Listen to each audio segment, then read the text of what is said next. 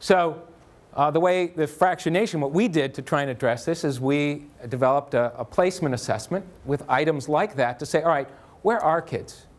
If they're struggling with that, making a match between a numeral and a picture representation, they don't have a really good sense of what that fraction means, we've got to start back here.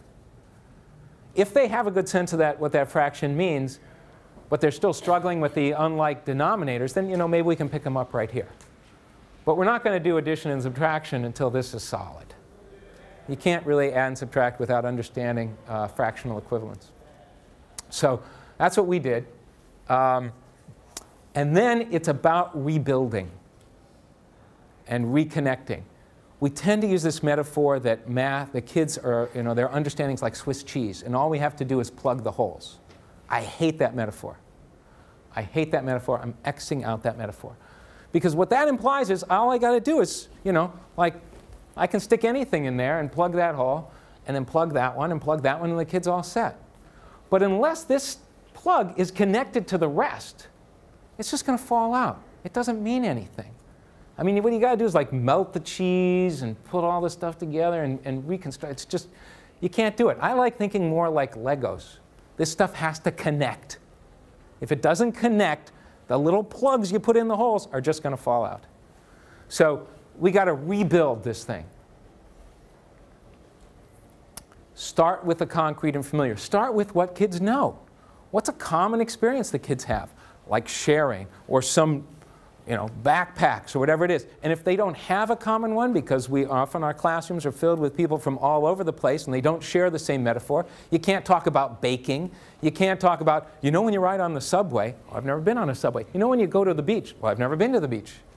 And all you're doing when you use those examples is adding to the cognitive load of some of those kids. Because now they've got not only this math they don't understand, but this context too. Geez, what is that? So start with stuff that is familiar, or give them a common familiar. Make sure we're all together here. And then begin to generalize that, and we can use visual models. But don't focus on a bunch of models. Hey, here's a pizza, here's a bar model, here's an area model. Again, you're giving them all this cognitive overload. Start with one. Get solid with one so they have a base to work from. And then you can transition to the symbolic. And often, you got to be pretty fundamental. Start at the beginning. And it may feel like, these kids know this stuff. But you want to build up. You can go quickly through this stuff, but you want to build up from something that is solid at the base, their basic understanding. And the research suggests move it to a number line.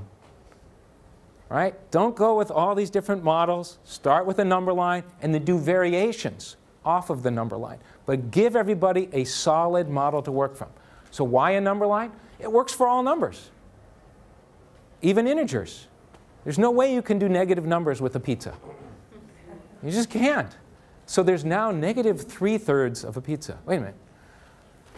They ate it all and one that wasn't there. So it works for all numbers, which is great. One number system. Fractions, decimals, negative numbers, whole numbers, positive integers, they're all there in one system. We seem to have a natural one. They talk about the research, the cognitive research talks about a mental number line. And when these researchers go out and they study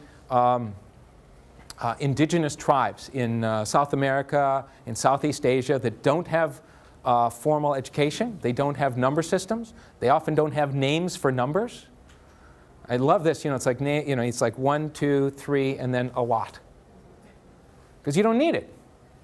Names for numbers came pretty late. And so when they go and talk to these people and they start talking about quantity, they're often doing it in this way. The gestures relate to a linear representation with more going this way and less going that way. And it's like, well, maybe there is something natural here. Now you have to be careful because not everybody, when they study these gesture studies, there's one culture, this is a bit of an aside, but I think it's interesting.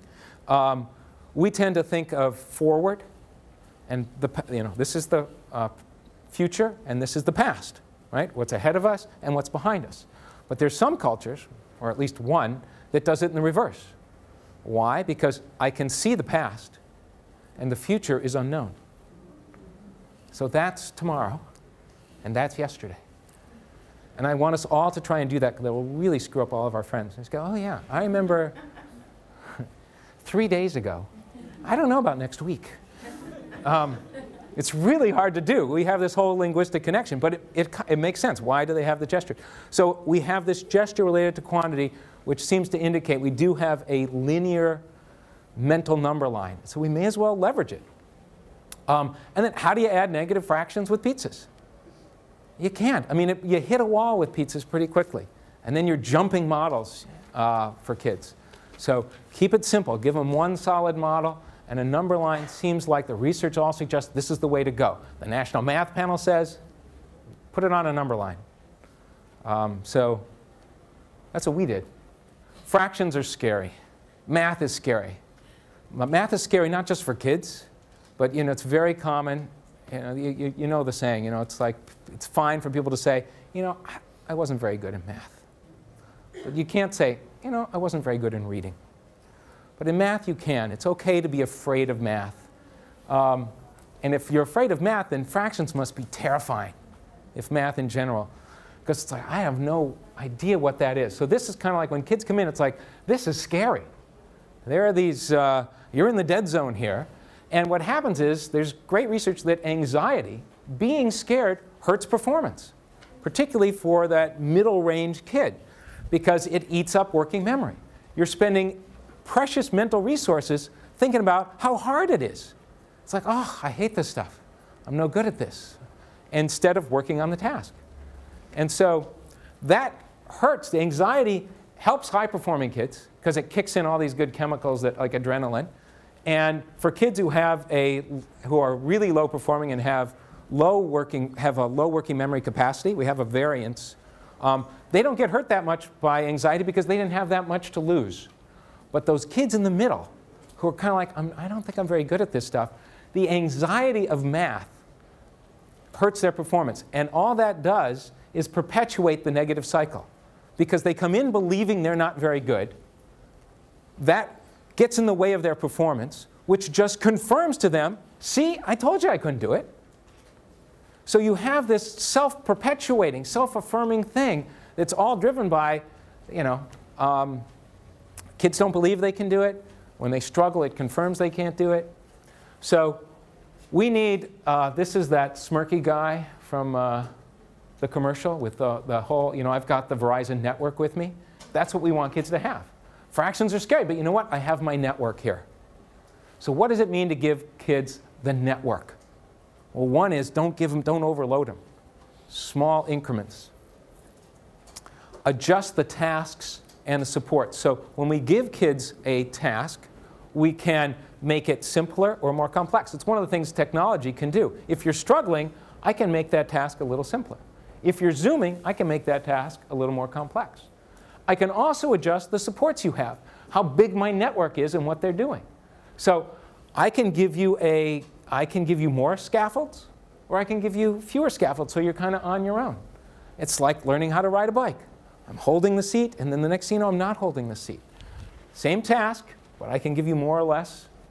So I can adjust these things, and the computer can adjust these things to keep kids in their zone of proximal development, in that edge where it's just a little bit of struggle to be able to do it. And it's a great place to be. That is so satisfying to be in that space where I'm showing that I can do stuff. And I need the feedback to provide the evidence of competence.